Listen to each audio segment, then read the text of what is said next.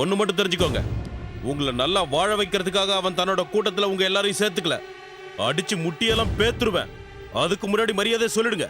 அந்த குவாலிஸ்ல இருந்து பணத்தை எடுத்தது யாருன்னோ, அந்த கரடி சாலம எங்க இருக்கானோ.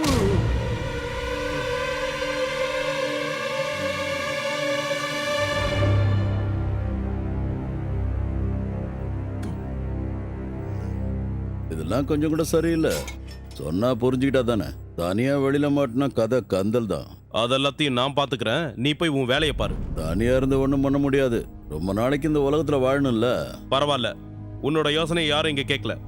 திவாகர் சார், அவனுங்களுக்கு பச்சை தண்ணி கூட கொடுக்கூடாது சார். எனக்கு எந்த போன் வந்தாலும் உனக்கும் மத்தவங்களுக்கு நான் எங்க இருக்குன்னு தெரியாது, புரியுதா? Okay sir. கீழே விழுந்தாலும் மீசையில மண்ணு ஓட்டலங்கிற. பழைய அடிதடி போலீஸ்ல இருந்து மாறதுக்கான டைம் வந்துருச்சு. தேர்ட் ரேட் ஆளுங்களோட மோதுறதுனால எந்த பிரயோஜனமும் கிடையாது.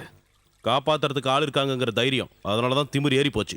இந்த மாதிரி ஒரு சில ரவுடிங்க உருவாகிறதுக்கு போலீஸும் ஒரு முக்கிய காரணம்னு சொல்லலாம் அசோக். இவங்களை அடிச்சா மட்டும் போதாது, குண்டர் சட்டத்துல போடணும். பாம்பே மாதிரி தலைக்கு ஒரு புல்லட்டு.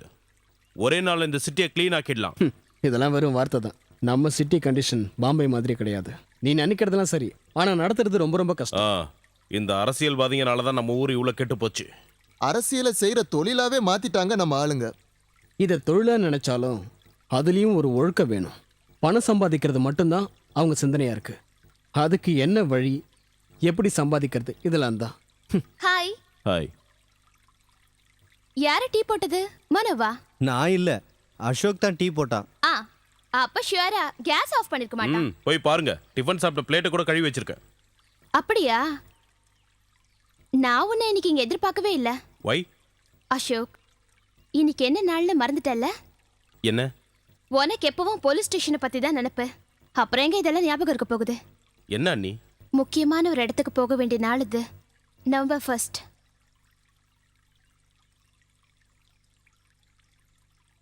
நான் எல்லாத்தையும் மறந்துட்டேன். பரவாயில்ல, போயிட்டு வா. லஞ்சுக்கு மறக்காம இங்க வந்துடு. யாரை பார்க்க போகணுமா? வெட்டி, அசோக்கோட அவளோட நினைவு நாள் இன்னைக்கு.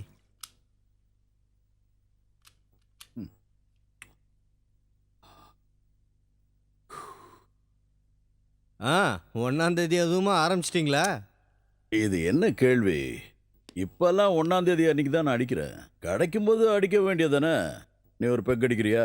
ஐயோ, அவர் எப்போ வருவார்னு தெரியாது. பையன் வயசுல இருக்கிற அவர்கிட்ட அடி வாங்கினா அதை விட கேவலம் வேற எதுவுமே இல்லை. அடி உத மன்னிப்பு. இது எப்படி?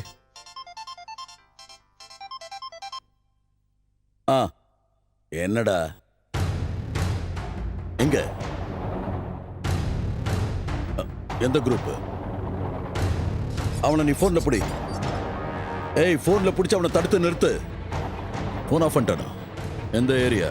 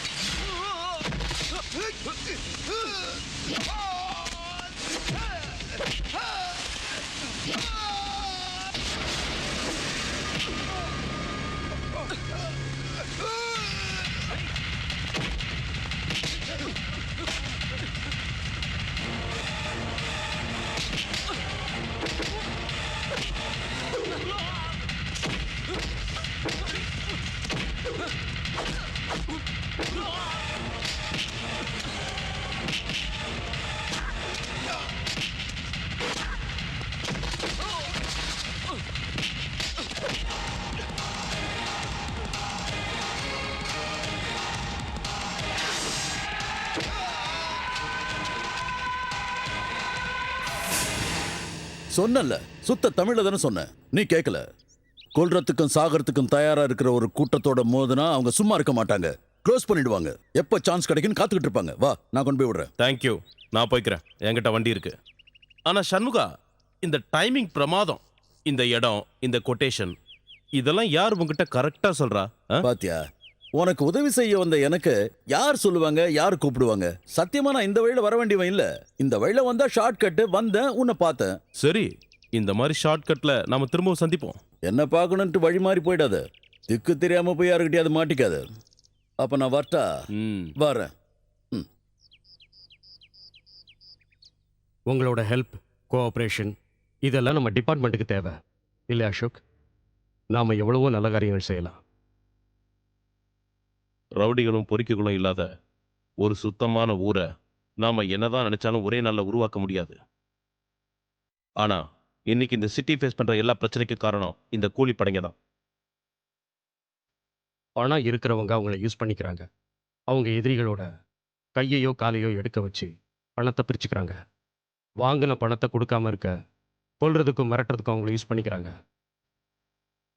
சொல்லுங்க சண்முகன், இந்த சிட்டியில அடிமட்டத்துல வாழ்ற ஜனங்களோட பல்ச தெரிஞ்ச நீங்க நினைச்சா இந்த சிட்டியோட தலையெழுத்தை நம்மளால மாத்த முடியும் இல்லையா?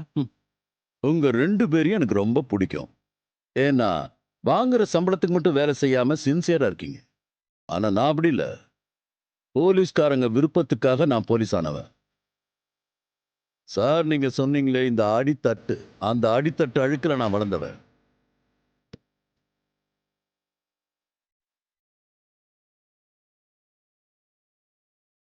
பழைய சண்முகத்தோட வாழ்க்கை உங்களுக்கு தெரியுமா?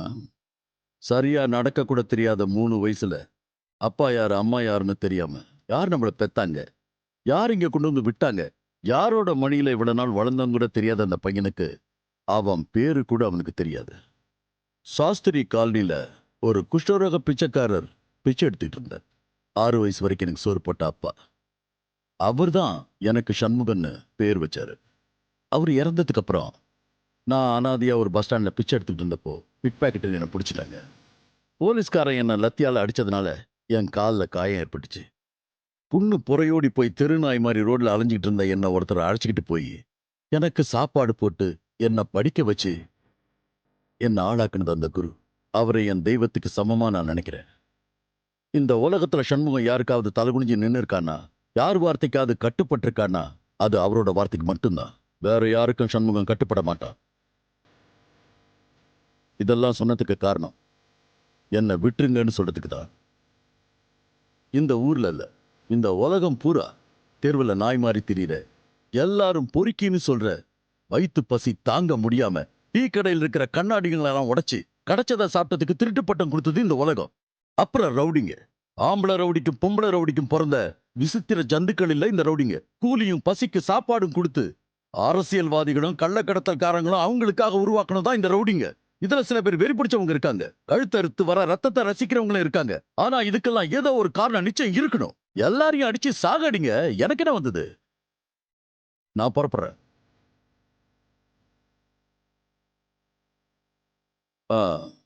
அப்புறம் ஒரு விஷயம், நீங்க எங்கேயாவது போய் யாருக்கிட்டையாவது மாட்டிக்கிட்டீங்கன்னா உங்களை காப்பாத்த இந்த சண்முகம் வரமாட்டான். ரத்தத்தை பார்த்து வாழ்ந்துகிட்டு இருக்கிறவங்களுக்கு எதிரா ஒரு கம்பை வச்சுக்கிட்டு இறங்காதீங்க. உங்களை காலி பண்ணி பூ போட்டு பாடையில ஏற்றிடுவானுங்க. He is cold blooded.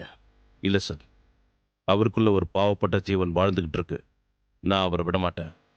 Shanmugan ஒரு வழிதான், நாம தேடிக்கிட்டு இருக்கிற டார்கெட் அடையறதுக்கான ஒரே வழி.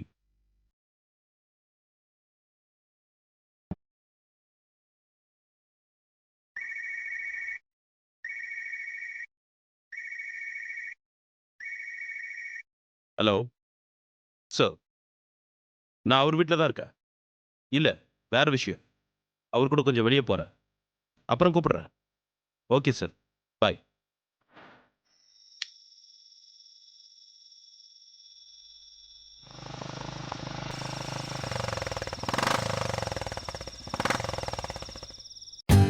For more updates, like, comment, subscribe to our channel.